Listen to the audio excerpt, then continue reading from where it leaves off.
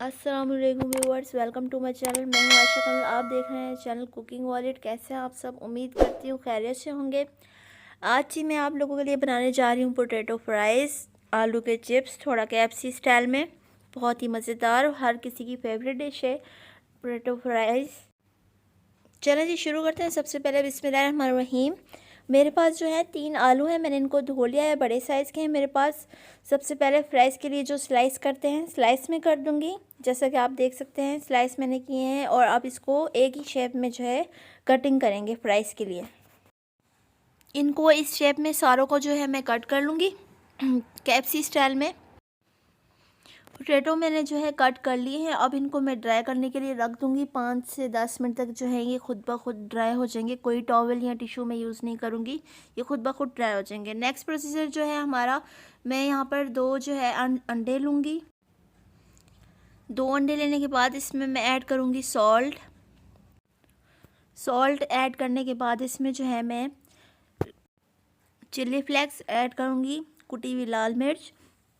उसके बाद जो है इसमें मैं कॉर्नफ्लोर 6 से 7 चम्मच ऐड करूँगी। इससे जो है हमारे जो पोटैटो फ्राइज़ हैं काफ़ी क्रंची एंड क्रिस्पी बनेंगे और बहुत ही मज़ेदार बनेंगे। तो ये मैं उसका मिक्सचर तैयार कर रही हूँ।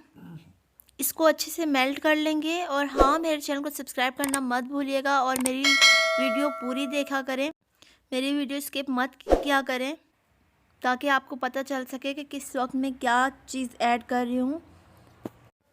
चलें जी, स्पाइसेस को मैंने लगा लिए हैं। नेक्स्ट जो है अब इनको जो है हम फ्राई करेंगे। सबसे पहले बिस्मिल्लाहिर्रहमानिर्रहीम, मैंने जो है ऑयल ले लिया है पैन में। अब इसमें मैं पोटैटो फ्राइज़ ऐड करूँगी एक एक करके, ताकि जो ये है अलग-अलग रह जाए, साथ में जो है जुड़ ना जाए। पोटैटो फ्राइज़ के ज़्यादातर जो है बच्चे शौकीन होते हैं, बच्चों के लिए हेल्दी फूड है काफ़ी हद तक। आलू जो है स्किन के लिए भी बेहतर होते हैं। कच्चे आलू को अगर हम स्किन पर लगाएं तो झुर्रियाँ, दाग धब्बे जो होते हैं वो भी ख़त्म हो जाते हैं। इसके काफ़ी बेनिफिट भी हैं।